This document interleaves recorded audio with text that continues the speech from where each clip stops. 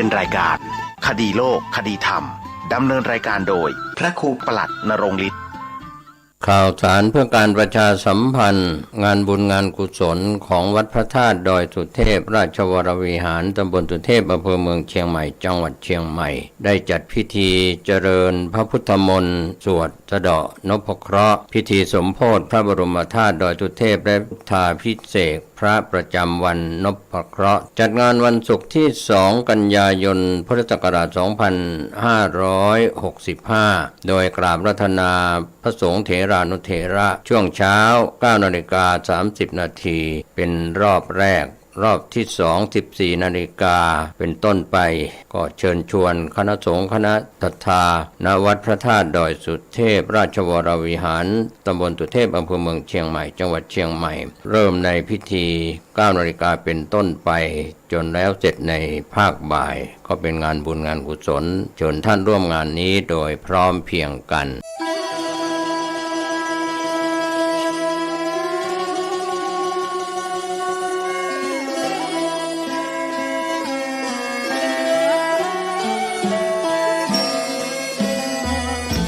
เนื่องในมหามงคลวโรกาสแห่งเทศกาลเข้าพรรษาประจำปีพุทธศักราช 2565 อันเป็นปีมหาปีติยินดียิ่งของมหาชนชาวล้านนาและชาวไทยผู้มีจิตเลื่อมใสเปี่ยมล้นด้วยพลวะศรัทธาในบวรพระพุทธศาสนาอีกทั้งเป็นปีที่เวียนรอบมาบรรจบครบ144 ปีชาตกาลแห่งพระครูบาสลีวิจัยพระตนบุญตนยิ่งใหญ่ในเมตตาธรรมวัดพระสิงห์วรมหาวิหารตำบลพระสิงห์อำเภอเมืองจังหวัดเชียงใหม่ขอน้อมเจริญพรสาธุชนนักศีลนักบุญพุทธบริษัททุกท่านร่วมพิธีเจริญพระพุทธมนต์ธรรมวัดเย็นเจริญเมตตาภาวนาตามแนวสติปัฏฐาน4สวดพระคาถาปารมี10 ทัศน์ตามฮีทหอยแห่งพระครูบาสลีวิจัยและสดับรับฟังพระเทศนาธรรมโวหารจากองค์พระมหาเถระผู้แตกฉานในอรรถธรรมขององค์สมเด็จพระบรมศาสดาสัมมาสัมพุทธเจ้าในทุกๆวันอาทิตย์ตั้งแต่เวลา 17 นาฬิกาหรือ 5 โมงเย็นเป็นต้นไปโดยจะเริ่มงานพิธีมหามงคลนี้ในวันอาทิตย์ที่ 4 กันยายน พุทธศักราช 2565 เป็นวาระการครั้งที่ 1 ไปตราบกระทั่งถึงวันอาทิตย์ที่ 6 พฤศจิกายน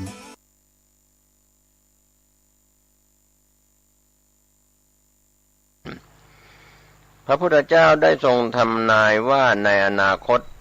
ในศาสนาของพระองค์เมื่อโลกหมุนไปถึงจุดที่เสื่อมลงมนุษย์ไม่ตั้งอยู่ในศีลในธรรมฝนฟ้าก็จะแห้งแล้งทุพพิฆภัยเกิดจากการอดอยากก็จะเกิดขึ้นคล้ายเมฆตั้งเขาจะมีฝนมีเสียงคำรามกระหึ่มแต่แล้วก็ไม่ตกกลับเลยหายไปเหมือนโคตั้งท่าจะชนกันแต่ก็ไม่ชนกันฉะนั้นส่วนความฝันข้อที่2ที่พระเจ้าประเสนที่โกศลทรงฝันว่าต้นไม้เล็กๆและกอไผ่ที่โตเพียงคืบเดียวศอกเดียวบ้างก็ออกดอกออกผลแล้วพระพุทธองค์ก็ทรงทำนายความฝันว่าต่อไปเมื่อโลกเสื่อมมนุษย์แม้จะมีอายุเยาว์วัยอายุยังเด็กมีวัยยังไม่สมบูรณ์ก็จะมีราคะกล้า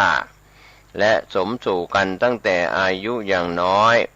และจะมีลูกแต่เด็กๆเหมือนต้นไม้เล็กๆแต่ก็มีผลแล้วอันนี้เป็นการแก้ความฝันข้อที่2ของพระเจ้าประเสนที่โกศลที่พระพุทธองค์ทรงแก้ฝันส่วนข้อที่3พระเจ้าประเสนที่โกศลทรงฝันว่าทรงเห็นแม่โคใหญ่ๆพากันดื่มกินนมของฝูงลูกโคที่เพิ่งเกิดใหม่พระพุทธองค์ทรงทำนายว่าต่อไปในอนาคตการเคารพนบนอบผู้ใหญ่เช่นพ่อแม่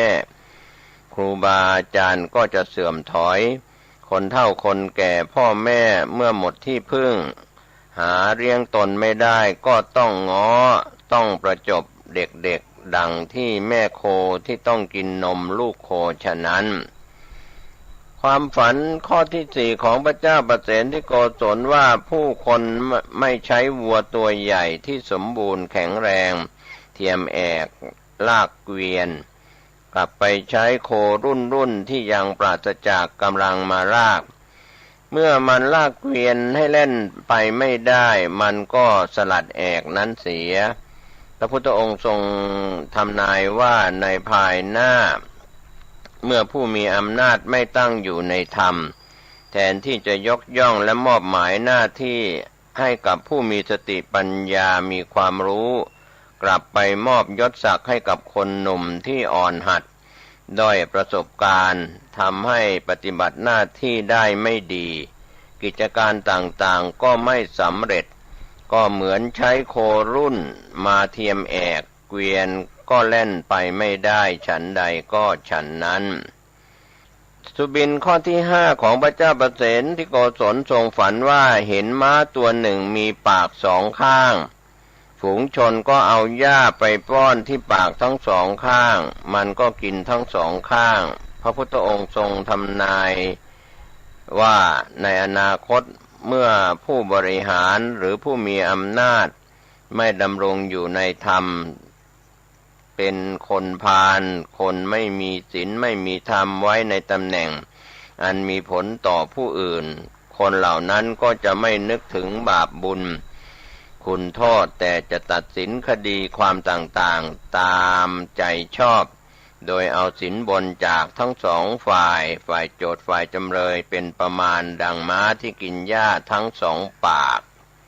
ความฝันข้อที่หกของพระเจ้าประเสนที่โกศลทรงฝันว่าฝูงชนเอาถาดทองราคาแพงไปให้หมาจิ้งจอกแก่ตัวหนึ่ง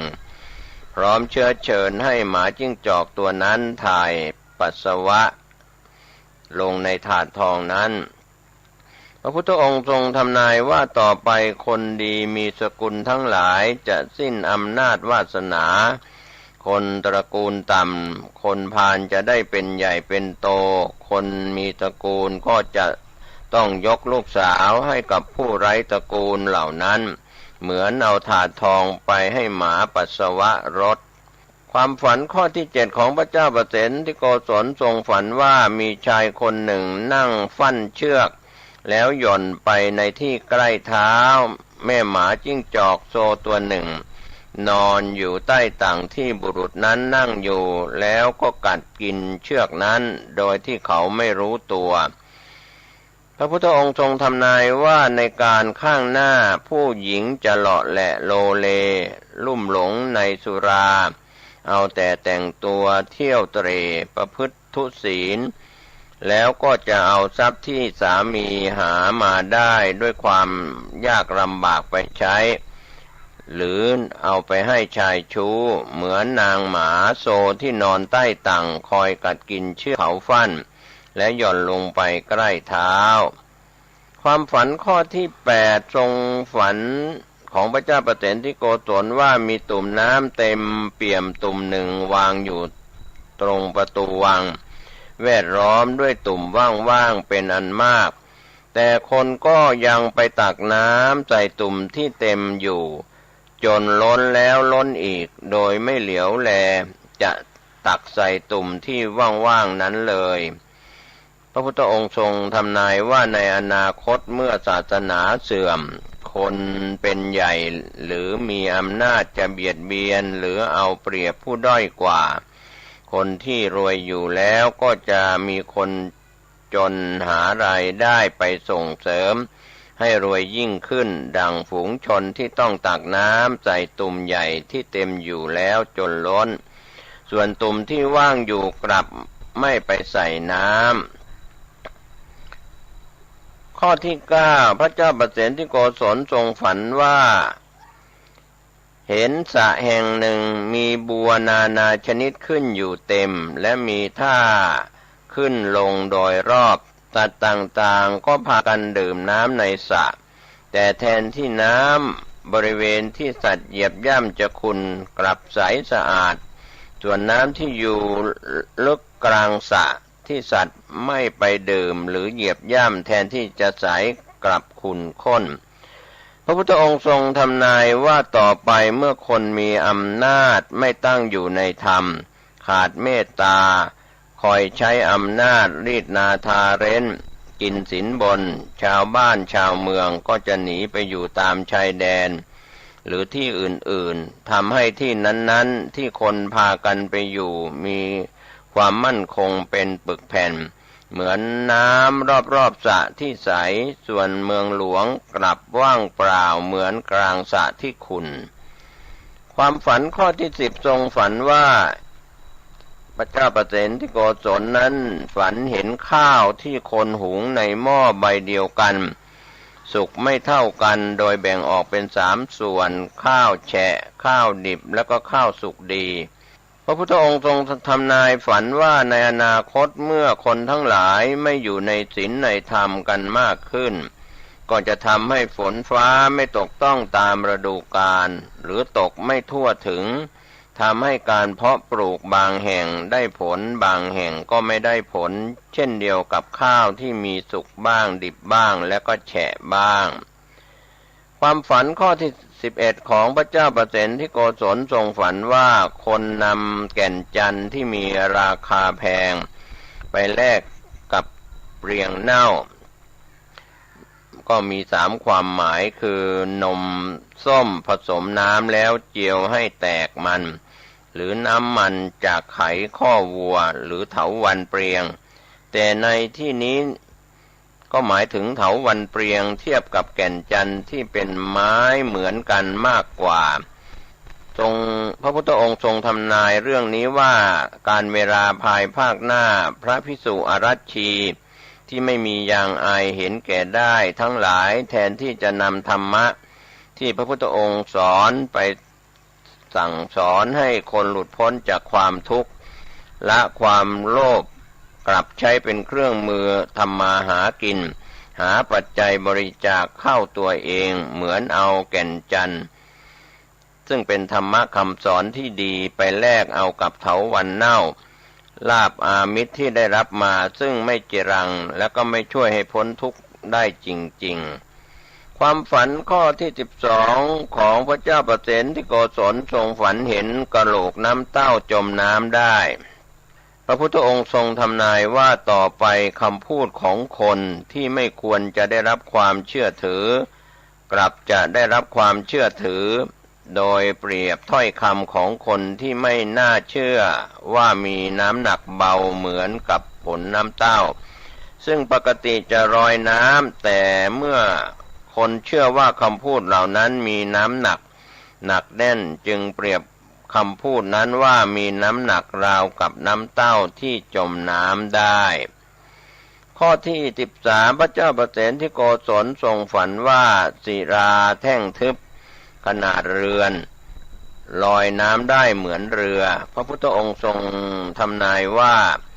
ถ้อยคำของคนที่ควรได้รับการเชื่อถือซึ่งหนักแน่นมีน้ำหนักเปรียบประดุจแท่งศิลากลับไม่ได้รับความเชื่อถือกลายเป็นถ้อยคำที่ไม่มีน้ำหนักเหมือนเรือที่ลอยได้ข้อนี้ตรงกันข้ามกับข้อที่ผ่านมาว่าคนหันไปเชื่อคำพูดคนที่ไม่ควรเชื่อถือเหมือนสิ่งที่ควรลอยกับจมสิ่งที่ควรจมกับลอยดังนั้นข้อที่14พระเจ้าประเสนที่โกศลทรงฝันว่าทรงเห็นฝูงเขียดตัวเล็กๆวิ่งไล่กวดงูเห่าตัวใหญ่กัดเนื้องูเห่าขาดเหมือนกัดก้านบัวแล้วกลืนกินเข้าไปพระพุทธองค์ทรงทำนายว่าเมื่อมนุษย์ปล่อยตัวปล่อยใจตามกิเลสราคะ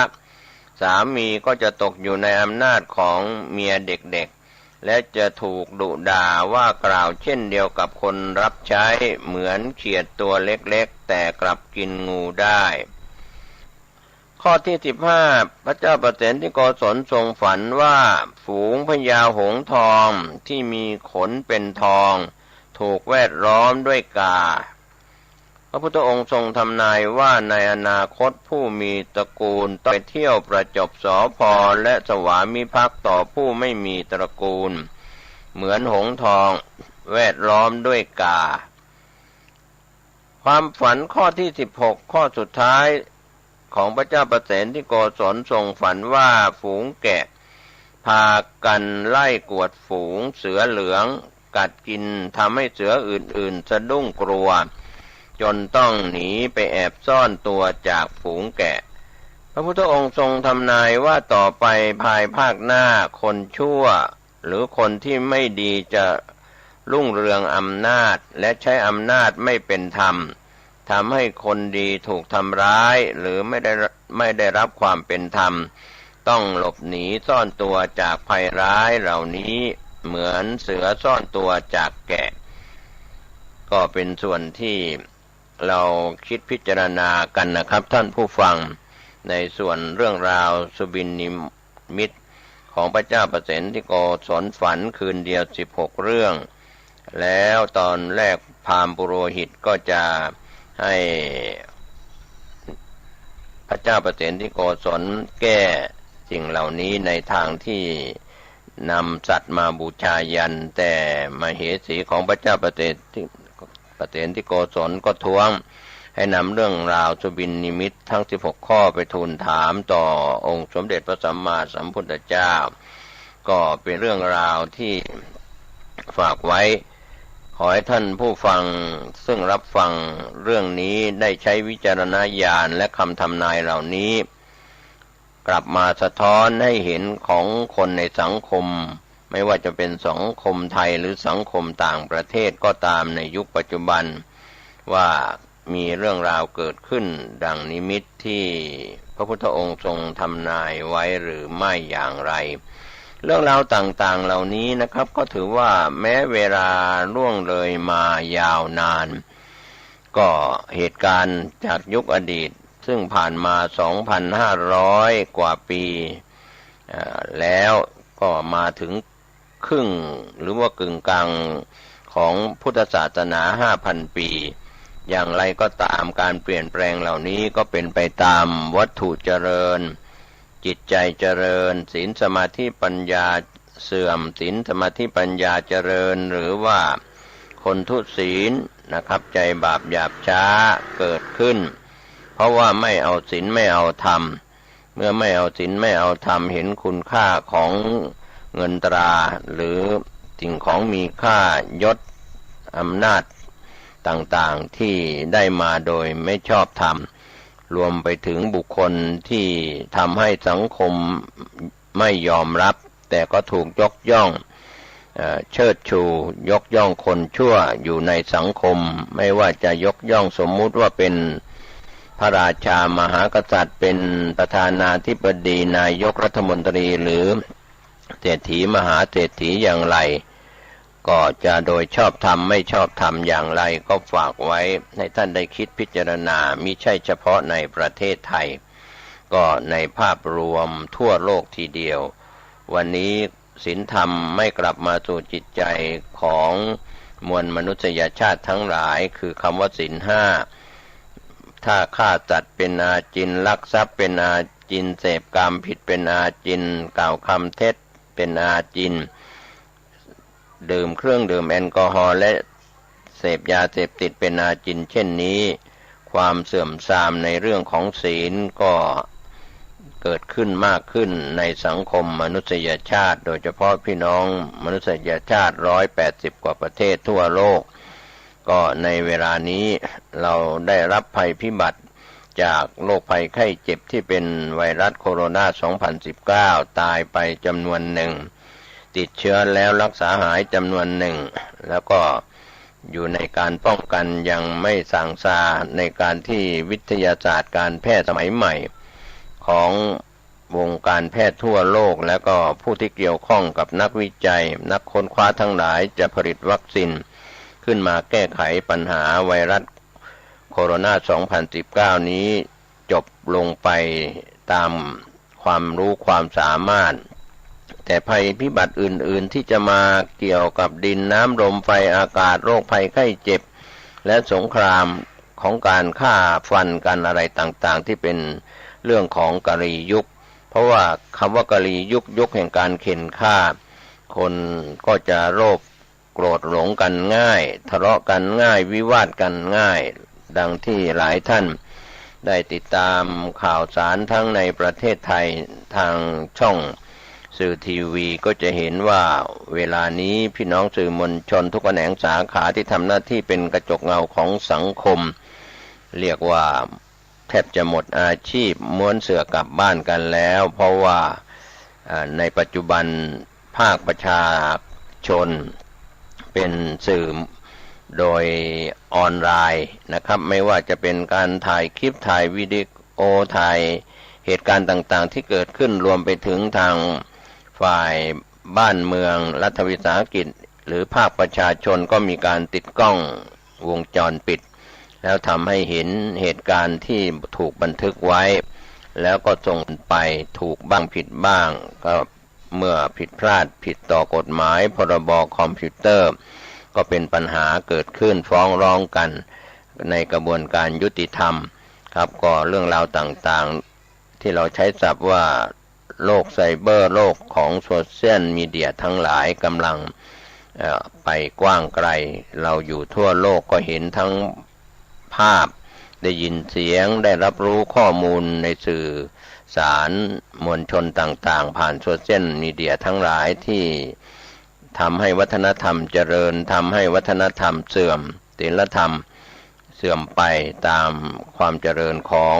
โลกนิยมที่เราเรียกว่าวัตถุที่เจริญจิตใจก็เสื่อมทรามลงความสมดุลความเสมอภาคระหว่างกายกับใจวันนี้เราศึกษามากเท่าไหร่เราก็หลงทางกันมากเท่านั้นไม่สามารถจะค้นพบหาทางหลุดพ้นจากกองทุกข์ในเรื่องของ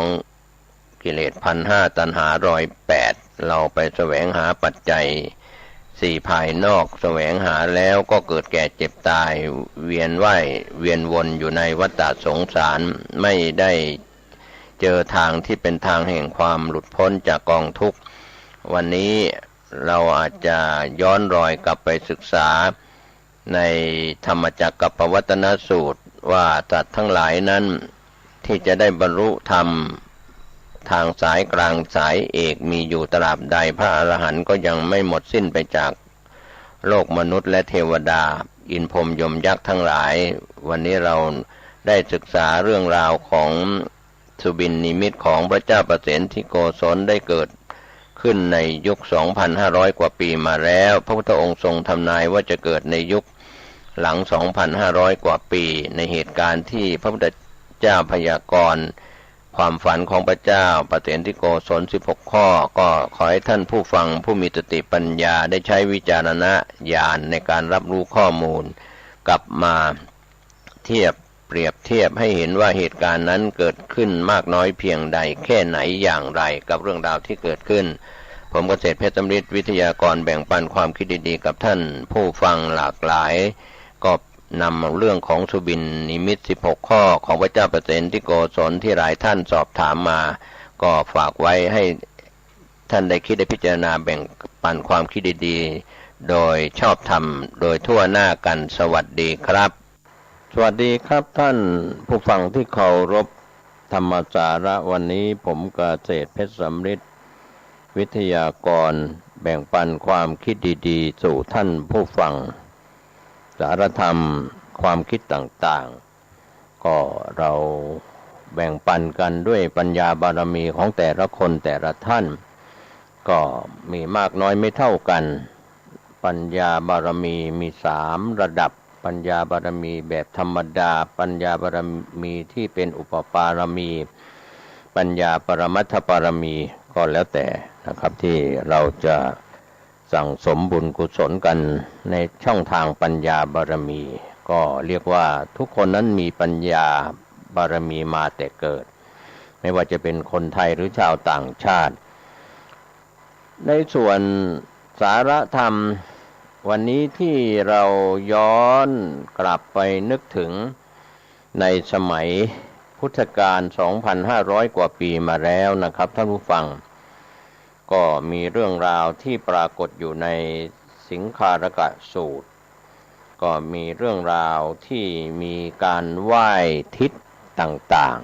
ๆก็ในปัจจุบันเราก็อาจจะยังไหว้ทิศอยู่แบบพราหมณ์แบบพุทธอย่างไรก็เราลองมาศึกษากันในส่วนคำสอนของสิงคารกะซึ่งเป็นพราหมณ์ก็เช้ามาก็ลุกขึ้นแต่เช้าผ้าเปียกปอนไปด้วยแฉะไปด้วยน้ำค้างที่มีในตอนเช้ายืนไหว้ทิศทั้งหลายก็เรียกว่ามีความประสงค์อย่างไรก็เมื่อสิงคารกะได้ตอบในส่วนที่พระคุณเจ้าคือองค์สมเด็จพระสัมมาสัมพุทธเจ้าสอบถามสิงคารกะมานพว่าลูกเอ๋ยเจ้าจงสืบมรดกอันนี้เป็นคำสอนของพ่อที่สอนสิงคารกะบุตรไว้ว่าจงสืบทอดมรดกของพ่อที่เคยไหว้ทิศทั้งหกมีทิศเบื้องหน้ามีทิศเบื้องขวามีทิศเบื้องหลังมีทิศเบื้องซ้ายมีทิศเบื้องล่างมีทิศเบื้องบนทุกเช้านะลูกนะก็พ่อของสิงคารกะมานพได้สอนลูกไว้ลูกก็ทำตามพ่อสอนพ่อสั่งเหมือนปัจจุบันนี้นะครับท่านผู้ฟังบรรดาพ่อแม่ปู่ย่าตายายลุงป้าน้าอาพ่ออุ้ยแม่อุ้ยได้สั่งสอนลูกหลานไว้บางครั้งลูกหลานที่รับคำสั่งคำสอนจากผู้ใหญ่ก็อาจจะยังไม่ทราบที่ไปที่มานะครับว่ามีมาอย่างไรเหมือนกันกับมานพที่ชื่อว่าสิงคารกะบุตรนี้เป็นบุตรที่ฟังคำสอนของพ่อว่าให้ไหว้ทิศทั้งหกดังกล่าวก็ในเรื่องราวเหล่านี้นะครับถ้าเราไปศึกษาว่าการไหว้ทิศในแนวทางพระพุทธศาสนาที่สิงคารกะมานพนี้ได้มีโอกาสพบเจอกับพระพุทธเจ้าในสมัยหนึ่งพระพุทธเจ้าประทับอยู่ที่วิหารเวฬุวันป่าไผ่กรุงราชคฤห์นะครับก็เช้ามืดวันหนึ่งพระพุทธองค์ก็ทรงออกบิณฑบาตที่กรุงราชคฤห์ได้เห็นนายสิงคารกะนี้กำลังลุกขึ้นแต่เช้ามืดทีเดียวมีผมแล้วก็เสื้อผ้านั้นเรียกว่าเปียกชุ่มไปด้วยน้ำจะเป็นน้ำค้างน้ำความชื้นอากาศที่เย็นเรียกว่าน้ำกำลังเปียกชื้นไปด้วยน้ำในตอนเช้าถ้าบ้านเราตอนเช้านี่ก็จะมีน้ำค้างความชื้นของอากาศมีมากกำลังพนมมือไหว้ทิศต่างๆอยู่พระพุทธองค์ทรงเข้าไปหาสิงคารกะมานพแล้วก็ถามถึงว่าการไหว้ที่ปรากฏนั้นมีความประสงค์อย่างไรสิงคารกะบุตรก็ตอบไปตามที่พ่อสอนไว้ว่าไหว้ทิศทั้งหกนั้นตามคำสอนของพ่อแต่พระพุทธองค์ก็ทรงสอนการไหว้ทิศในทางพระพุทธศาสนาซึ่งในวินัยของพระอริยเจ้าท่านไม่ได้ไหว้ทิศอย่างนี้ข้าแต่พระองค์ผู้เจริญพระอริยเจ้าของท่านไหว้ทิศกันอย่างไรสิงคารกะมานพถามพระพุทธองค์ขอพระพุทธองค์ได้โปรดช่วยแนะนำด้วยเถิดคุณพ่อของกระผมนั้นมิได้ให้รายละเอียดไว้เลยในช่วงที่สอนสั่งมาเมื่อพระพุทธองค์ได้ทรงได้ยินสิงคารกะมานพถามเช่นนั้นพระพุทธองค์ก็ทรงตรัสตอบมานพว่าวินัยของพระอริยเจ้าท่านไหว้ทิศกันอย่างนี้คือทิศเบื้องหน้าก็หมายถึงพ่อแม่ลูกๆจะต้องรู้คุณแล้วก็สนองคุณของท่านเคารพท่านกราบไหว้ท่านทุกวันอันนี้เป็นทิศเบื้องหน้าส่วนข้อที่สองทิศเบื้องขวาหมายถึงครูบาอาจารย์ผู้ให้วิชาความรู้ทั้งทางโลกทางธรรม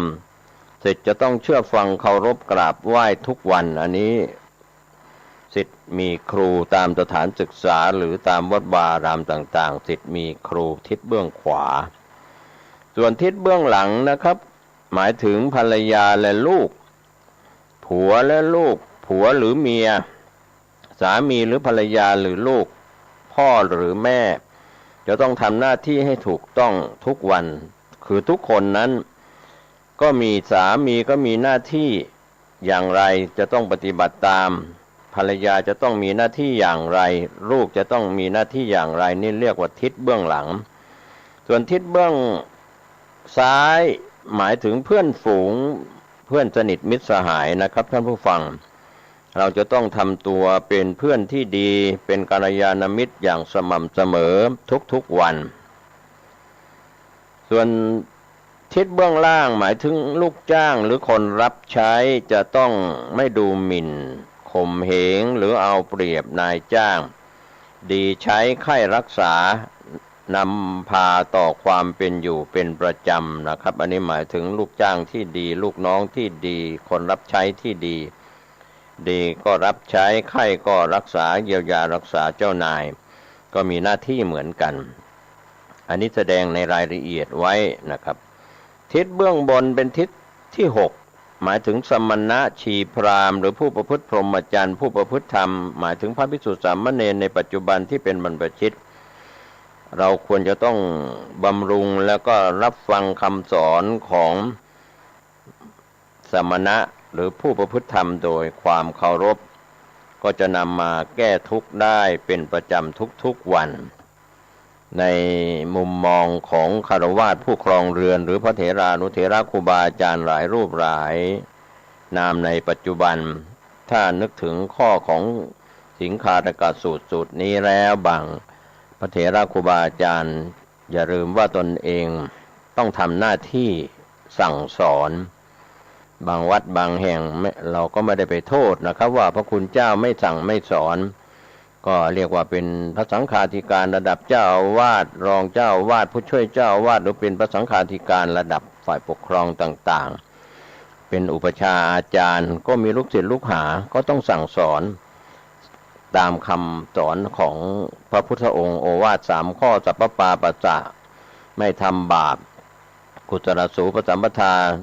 ทำความดีให้ถึงพร้อมสัจจิตะปริโยทัปปนังการทำใจให้สะอาดบริสุทธิ์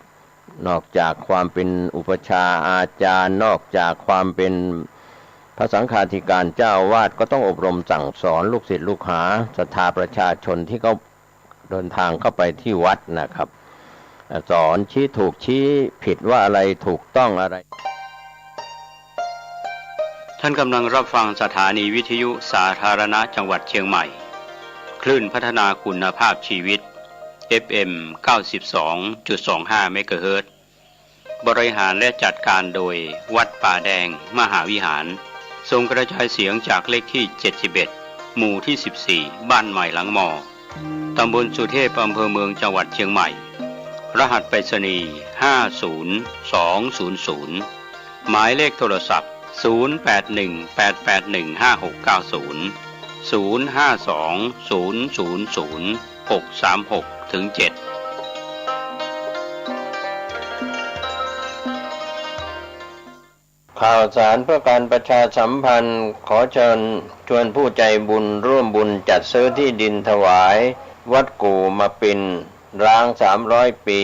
บ้านป่าขุยหมู่ที่3ตำบลสันปูเลยอำเภอดอยสะเก็ดจังหวัดเชียงใหม่เพื่อขยายพื้นที่วัดเพิ่มขึ้นเนื่องจากวัดมีพื้นที่น้อยจะทำการสร้างเป็นศาสนส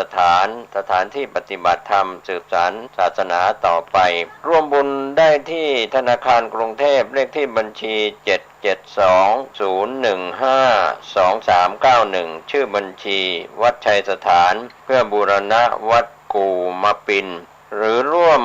บุญติดต่อโดยตรงที่พระธวัชชัยธีรปัญโย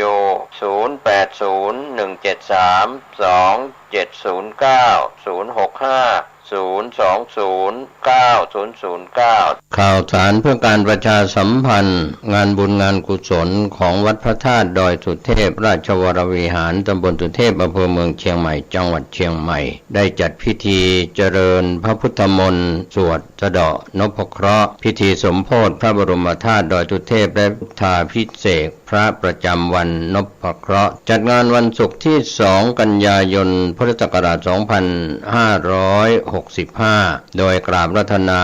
พระสงฆ์เถรานุเถระช่วงเช้า 9:30 นาทีเป็นรอบแรกรอบที่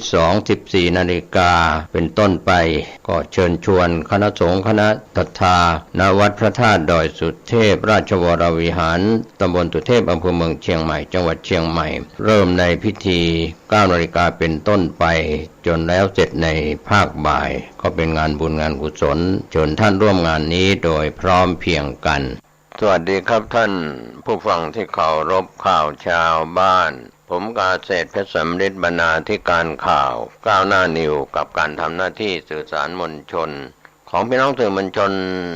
ทุกแขนงสาขาจากส่วนกลางแล้วก็ส่วนภูมิภาคก็เป็นการทำหน้าที่เป็นกระจกเงาของสังคมในรอบวันนะครับข่าวเหตุการณ์ของบ้านเมืองในประเทศไทยหรือต่างประเทศก็ตามก็เรียกว่าเหตุการณ์ดีเหตุการณ์ร้ายต่างๆนั้นก็เป็นธรรมชาติของการเกิดขึ้นนะครับของเหตุการณ์นะครับเรียกว่าข่าวสารสื่อสารมวลชนพี่น้องสื่อไทยสื่อเทศก็ทำหน้าที่เป็นกระจกเงากันครับก็ผมเกษตรเพชรสำริดก็ต้องขออภัยหลายท่านที่ติดตามข่าวชาวบ้านบางวันผู้ดำเนินรายการติดภารกิจด้านนอกก็ไม่ได้จัดรายการท่านก็อาจจะรอติดตามข่าวสารในรอบวันนะครับก็ต้องขออภัยมีแฟนขับรายการหลายท่านทั้งที่เป็นสื่อมวลชนด้วยกันแล้วก็ท่านที่เป็นท่านผู้ชมท่านผู้ฟังซึ่งติดตามรับชมรับฟังท่านที่อ่านหนังสือพิมพ์ออนไลน์คลิกเข้าไปที่ www.9hnanews.com นะครับก็เป็นหนังสือพิมพ์ออนไลน์จากพี่น้องสื่อมวลชนจากส่วนกลางแล้วก็ส่วนภูมิภาคแล้วก็มีการรายงานข่าวจากต่างประเทศของพี่น้องสื่อมวลชนจากส่วนกลางอีกส่วนหนึ่งธรรมะก่อนข่าววันนี้นะครับเราเห็นความเปลี่ยนแปลงในการบริหารบ้านเมืองไม่ว่าจะเป็นในประเทศไทยหรือต่างประเทศ209ประเทศเป็นประเทศเล็กประเทศใหญ่ก็มีสภาพความเป็นอยู่ก็คือความเป็นมนุษยชาติของเรานะครับที่เกิดมาอยู่บนโลกใบนี้อาจจะได้สัมผัสกับความสุขความทุกข์ที่แตกต่างกันไปก็เป็นธรรมชาติอยู่แล้วนะครับเรื่องของความสุขความทุกข์คนเราไม่ต้องการความทุกข์ต้องการความสุขแต่ในขณะที่เราได้ความสุขแล้วเราก็ยังไม่พ้นทุกข์เพราะเหตุว่าเรายังไม่รู้จักทางดับทุกข์นี่ก็คือเป็นคำสอนในทางพระพุทธศาสนาที่เรียกว่ามรรคมีองค์8ศีลสมาธิปัญญาส่วนเรื่องของทุกขสัจจะซึ่งเป็นผลสมุทัยสัจจะหรือว่าสมุทัยเป็นเหตุก็คือความอยากเพราะฉะนั้น209ประเทศมนุษยชาติเราจะเป็นประเทศใดๆก็ตามกำลังพัฒนารูปคือร่างกายพัฒนาจิตใจคือมันสมองหรือความรู้สึกนึกคิดนะครับก็เป็นเรื่องราวที่ทุกๆประเทศจะต้องพัฒนาทั้งร่างกายและจิตใจแต่ความสุขความทุกข์นั้นจะไม่เสมอเหมือนกันนะครับท่านผู้ชมท่านผู้ฟังก็เรียกว่าเป็นเรื่องธรรมดาที่เราเจอกันอยู่เป็นประจำอยู่แล้วในเรื่องของความสุขความทุกข์ที่มากน้อยไม่เท่ากันแม้บุคคลในสถาบันครอบครัวเดียวกันพ่อแม่ลูกนะครับญาติพี่น้องก็อาจจะแตกต่างกันไปความสุขความทุกข์ความรวยความจนอะไรอย่างนี้หรือได้รับการศึกษาไม่มีการศึกษาก็แล้วแต่นี่แหละที่ชี้ให้เห็นถึงความจริงที่ปรากฏนะครับเราก็ต้องย้อนไปที่เรื่องของการกระทำทางกายทางวาจาและทางจิตใจก็คือกรรมที่เราทำทางกายแสดงออกทางคำพูดหรือตัวหนังสือหรือทางอินเทอร์เน็ตคอมพิวเตอร์โซเชียลมีเดียทั้งหลายแล้วก็ทางจิตใจความรู้สึกนึกคิด ชอบใจไม่ชอบใจหรือเฉยๆอย่างนี้เป็นต้นนี่แหละเรียกว่าเราจึงไม่พ้นจากความทุกข์เราหวังความสุขเมื่อได้ความสุขแล้วก็ยังกลับไปเป็นทุกข์อีกความสุขนั่นแหละเป็นวิปริณามทุกข์คือความสุขที่เจือเหมือนความสุขที่เจือด้วยยาพิษน้ำผึ้งที่เจือด้วยยาพิษเพราะว่าก็คือเราหลงอยู่ในความสุขแต่ความสุขนั้นไม่ใช่ทางพ้นทุกข์ก็ต้องกำหนดรู้ทั้งสุขทั้งทุกข์ว่าเกิดขึ้นทุกสุขเกิดขึ้นทุกสุขตั้งอยู่ทุกสุขดับไปอย่างนี้เป็นต้นเป็นตัวอย่างครับก็เป็นส่วนที่เราฝากไว้เป็นธรรมะก่อนข่าวประจำวันต่อขอบคุณหลายท่านที่เป็นแฟนรายการติดตามก็หวังว่าเราลิงก์ไปในสถานีเครือข่ายสถานีวิทยุที่เกี่ยวข้องกับพระพุทธศาสนาเราก็มีธรรมะก่อนข่าวฝากไว้ว่าเราควรจะได้แง่คิดที่จะไปติดตามข้อมูลข่าวสารวันนี้ตรงกับวันที่1 กันยายนพุทธศักราช 2565 ก็มีเรื่องราวที่เรามีมุมมองของผู้วิพากษ์วิจารณ์ก็มีเรื่องที่อาจจะต้องใช้วิจารณญาณในการรับมุมมองของผู้ที่มีการวิพากษ์วิจารณ์กันก็เราได้รับข้อมูลกันเข้ามานะครับจากวิสามัญบันเทิงสันสตอแมนนะครับเป็นผู้ที่มีมุมมองในเรื่องนี้ที่บอกกับท่านว่ามีวิจารณญาณนั้นอย่างไรเรื่องนี้ที่คอลัมน์นี้เขียนถึงหรือ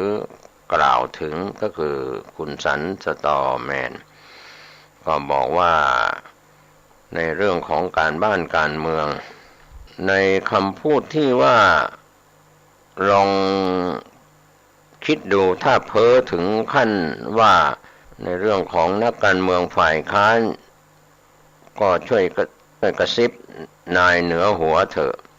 ว่าพอได้แล้วครับนายหมายถึงฝ่ายค้านที่เป็นพรรคการเมืองพรรคหนึ่งนะครับที่พยายามจะเรียกว่ามีวาทกรรมไม่จบไม่สิ้นคอลัมน์นี้จึงพูดถึงว่าพูดจาก็ไม่น่าเชื่อในสมองของแท้ถ้ามีเรื่องนี้ก็ไม่น่าจะนำมาพิจารณาก็เป็นเรื่องที่หลายคนที่เคยอยู่ในกลุ่มนี้พรรคนี้ได้ถอยออกไปก็เป็นทำให้เขารู้สึกจุกเจ็บบ้างบางครั้งก็เหมือนหลอกกลุ่มหรือคนที่อยู่ในพรรคเดียวกัน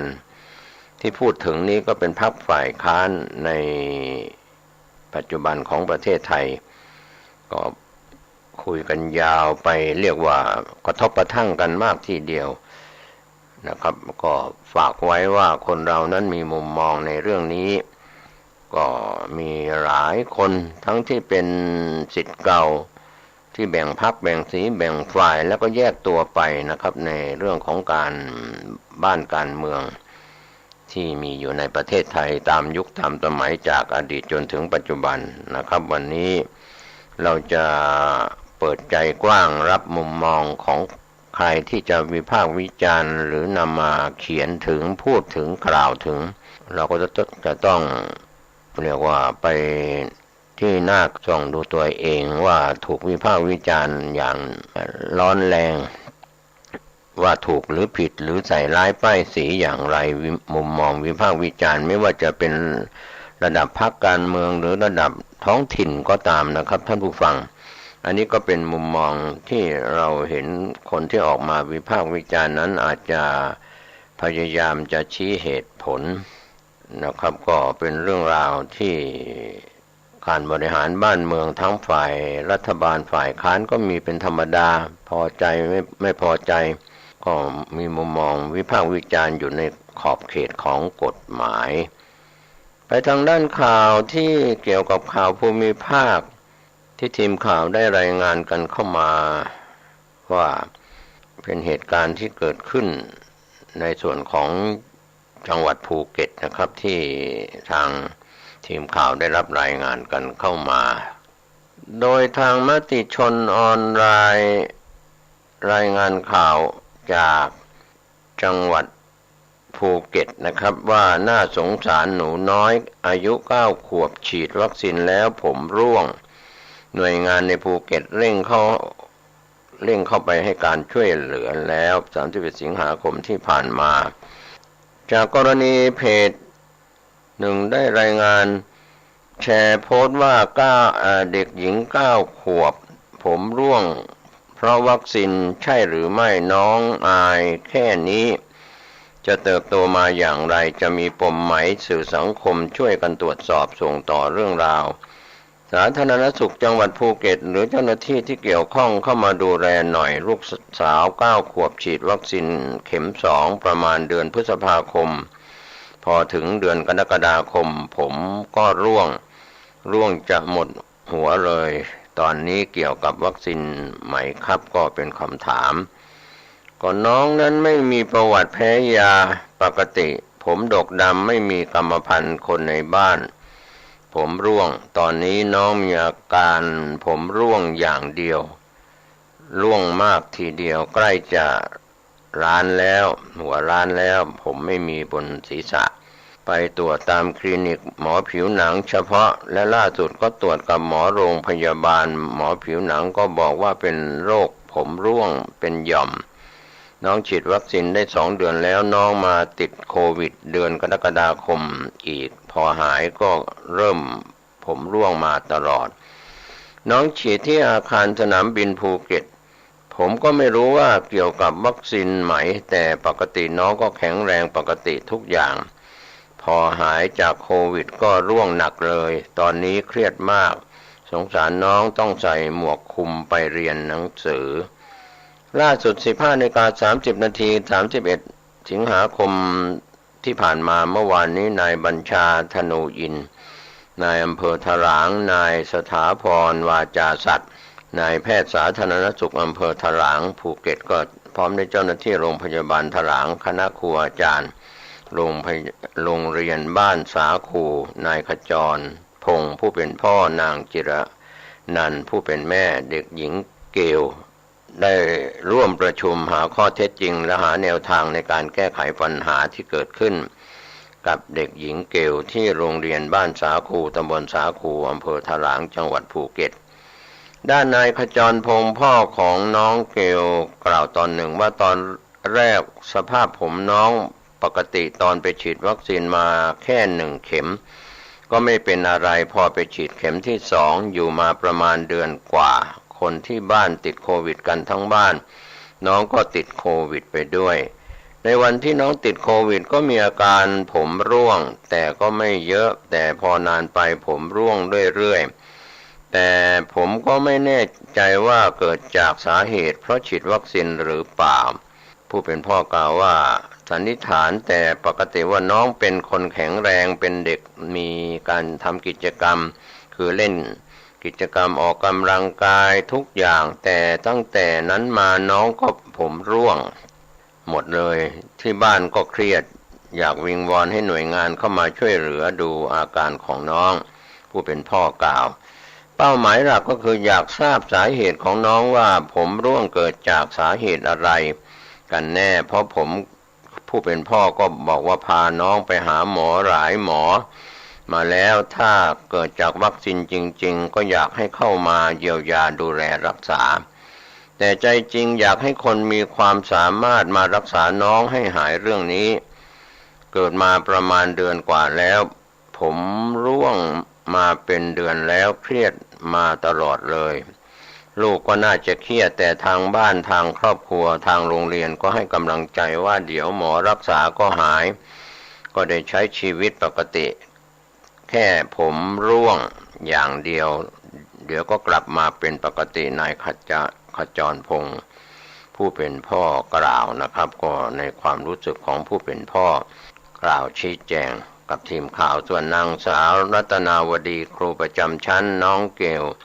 ก็กล่าวกับทีมข่าวตอนหนึ่งว่าตอนแรกที่เห็นเคสของน้องเกลก็ตกใจเหมือนกัน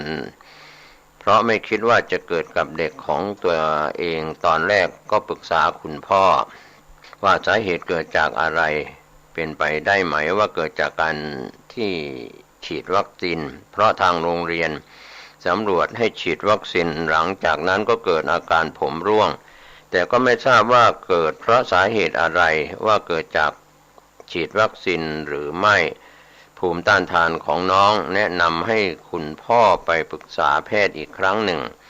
ก็ปรากฏว่าหมอได้วินิจฉัยว่าเป็นโรค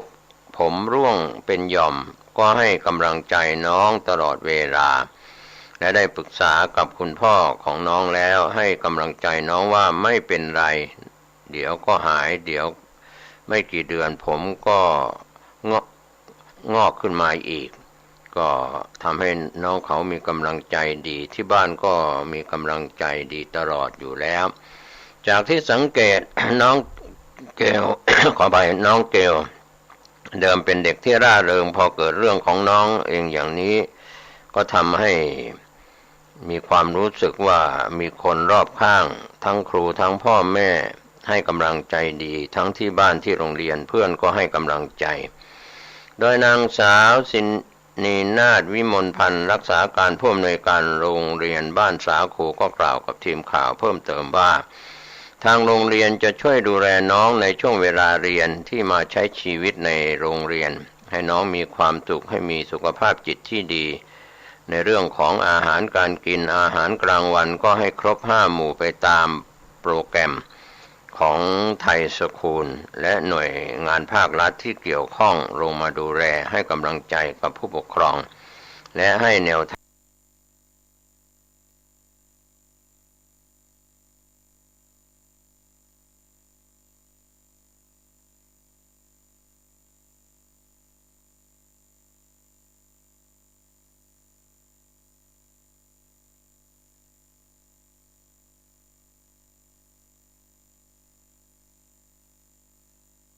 งที่จะรักษาน้องและมี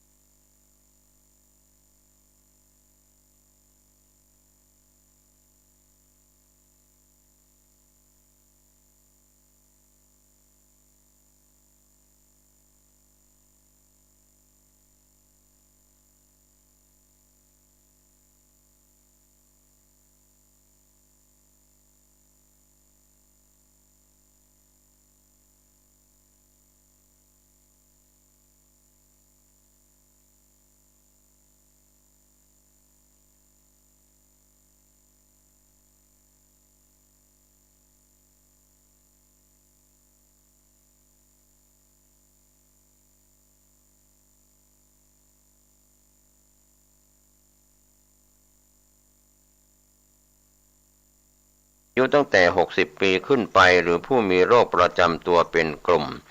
ขณะที่สถานการณ์ระบาดมีผู้ติดเชื้อรายใหม่ 13,961 คนทำให้ยอดสะสมเพิ่ม 23,246,398 คนมีผู้เสียชีวิตรายใหม่ 75 รายทำให้ยอดสะสมเพิ่มเป็น 26,764 รายตัวเลขผู้ติดเชื้อรายใหม่ลดลงเมื่อเทียบกับช่วงสูงสุด 180,000 คนในช่วงกลางเดือนที่ผ่านมาท่ามกลางการระบาดของสายพันธุ์ย่อยของโอมิครอนนะครับก็เป็นเรื่องราวข่าวจากเกาหลีใต้ไปทางด้านข่าวต่างประเทศที่เป็นความคืบหน้าของจีนโดยแนวหน้าออนไลน์ได้รายงานข่าวว่าภารกิจคืบหน้าจีนเผยผลดาวเทียมสำรวจดวงอาทิตย์31 สิงหาคมที่ผ่านมาสำนักข่าวจินหัวรายงานว่าองค์การบริหารอวกาศแห่งชาติจีนแถลงว่าจีเหอดาวเทียมสำรวจดวงอาทิตย์ดวงแรกของจีนสังเกตการปะทุของดวงอาทิตย์เกือบ100 ครั้งแล้วเสร็จสิ้นการทดสอบและทดลองในวงจรหลายรายการเจ้าเจียนหัวหน้านักออกแบบประจำโครงการเก้าเฟินกล่าวในงานแถลงความคืบหน้าของดาวเทียมซีเหอว่าข้อมูลทางวิทยาศาสตร์ที่ได้จากการสังเกตการณ์ของดาวเทียมข้างต้นถูกนำไปเผยแพร่อย่างเป็นทางการและแบ่งปันกับทั่วโลกดาวเทียมซีเหอถูกส่งขึ้นสู่อวกาศเดือนตุลาคมปีก่อนและปฏิบัติงานในวงจรแบบสัมพันธ์กับดวงอาทิตย์ที่มีความสูงเฉลี่ย517 กิโลเมตรโดยมีเครื่องถ่ายภาพเส้นสเปกตรัมไฮโดรเจนถึงอัลฟาเป็นอุปกรณ์หลักเจ้ายังกล่าวถึงว่าดาวเทียมดวงนี้จับภาพโครงสร้างสมบูรณ์ของเส้นสเปกตรัมไฮโดรเจนอัลฟาซิลิคอนที่เป็นกลางและไอคอนที่เป็นกลางในวงจรได้ครั้งแรกของโลกซึ่งสามารถสะท้อนลักษณะการปะทุของดวงอาทิตย์โดยตรงองค์การตรวจสอบประสิทธิภาพการทำงานในวงจรและการประยุกต์ในทางวิศวกรรมของเทคโนโลยีแพลตฟอร์มดาวเทียมซีเหอซึ่งมาพร้อมความแม่นยำและความเสถียรสูงเป็นพิเศษภายใต้ความร่วมมือกับบริษัทวิทยาศาสตร์และเทคโนโลยีอวกาศของจีนมหาวิทยาลัยหนานจิงสถาบันบัณฑิตวิทยาศาสตร์จีนเจ้ากล่าวเพิ่มเติมว่าแพลตฟอร์มดาวเทียมใหม่นี้แตกต่างจากแบบดั้งเดิมเนื่องจากใช้งานเทคโนโลยีการควบคุมแมกเลฟเพื่อรับรองว่าการบันทึกภาพจะ ไม่ได้รับผลกระทบจากการสั่นสะเทือนรวมถึงเพื่อให้ได้ภาพที่เสถียรและแม่นยำยิ่งขึ้นพร้อมคาดการณ์ว่าเทคโนโลยีดังกล่าวจะถูกนำไปใช้ในหลายภารกิจอวกาศของจีนในอนาคตเช่นการสำรวจระยะไกลความละเอียดสูงการตรวจจับดวงอาทิตย์แบบ3 มิติตลอดจนการค้นพบดาวเคราะห์นอกระบบนะครับก็ขอบคุณแนวหน้าออนไลน์ที่ได้รายงานข่าวต่างประเทศเรื่องนี้กันเข้ามาวันนี้ข่าวชาวบ้านหมดเวลาลงผมเกษตรเพชรธนิตบรรณาธิการข่าวก้าวหน้านี้ก็ขอบคุณพี่น้องสื่อมวลชนทุกแขนงสาขาจากส่วนกลางและพี่น้องสื่อมวลชนในส่วนของภูมิภาคทั้งสื่อไทยสื่อเทศที่ได้รายงานข่าวก็เป็นส่วนหนึ่งของกระจกเงาของสังคมท่านผู้ชมท่านผู้ฟังที่ติดตามอ่านข่าวหนังสือพิมพ์ออนไลน์คลิกเข้าไปที่ www.9hnanews.com ขอบคุณเครือข่ายสถานีวิทยุที่ได้รายงานข่าวขอบคุณในโลกออนไลน์ไม่ว่าจะเป็นวิทยุออนไลน์ทีวีออนไลน์ในส่วนของข่าวสารข่าวชาวบ้านวันนี้ขอทุกคนทุกท่านได้ปฏิบัติภารกิจประจำวันเดินทางขึ้นเหนือร่องใต้ติดตามการพยากรณ์อากาศจากกรมอุตุนิยมวิทยาศูนย์อุตุนิยมวิทยาประจำภูมิภาคเดินทางปลอดภัยโชคดีสวัสดีครับวันนี้รายการปกิณกะแห่งธรรมะก็มาพบมาปะกับญาติกับโยมท่านผู้ฟังทั้งหลายอีกเช่นเคยเป็นประจำนะศรัทธาเป็นประจำทุกวัน ในเวลาเดียวกันนี้และก็ทางสถานีวิทยุแห่งนี้ก่อนอื่นนั้นก็ต้องขอบใจต่อคุณโยมเจ้าหน้าที่ทุกท่านทุกคนตลอดจนญาติโยม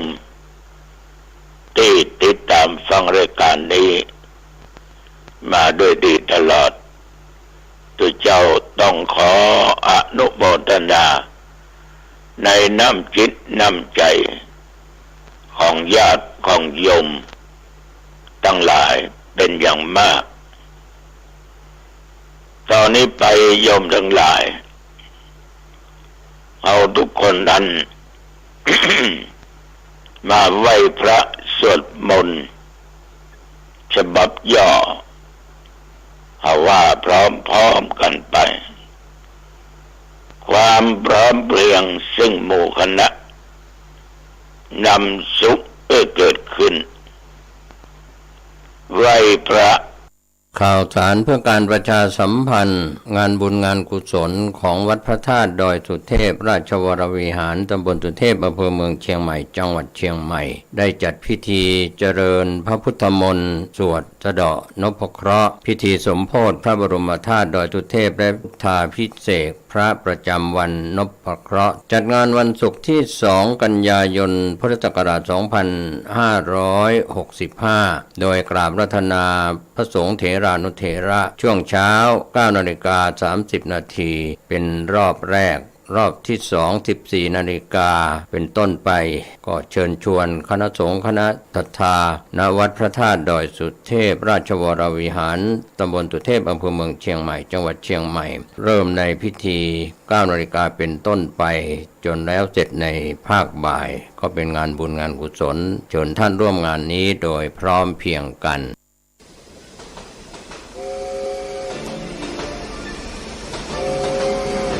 ข่าวสารเพื่อการประชาสัมพันธ์กำหนดการฟังเทศรายการรถด่วนขบวนพิเศษฤดูกาลเข้าพรรษาปี 2565 จัดโดยคณะสงฆ์จังหวัดเชียงใหม่องค์กรเครือข่ายชาวพุทธจังหวัดเชียงใหม่ดำเนินงานโดยกลุ่มหนุ่มสาวจังหวัดเชียงใหม่ 12 ขบวนที่ 7 3 กันยายน 2565 ขึ้น 8 ค่ำเดือน 12 เหนือเดินทางไปยังวัดหนองเต่าคำตำบลป่าไผ่อำเภอสันทรายจังหวัดเชียงใหม่ 20 นาฬิกาฟังพระธรรมเทศนา1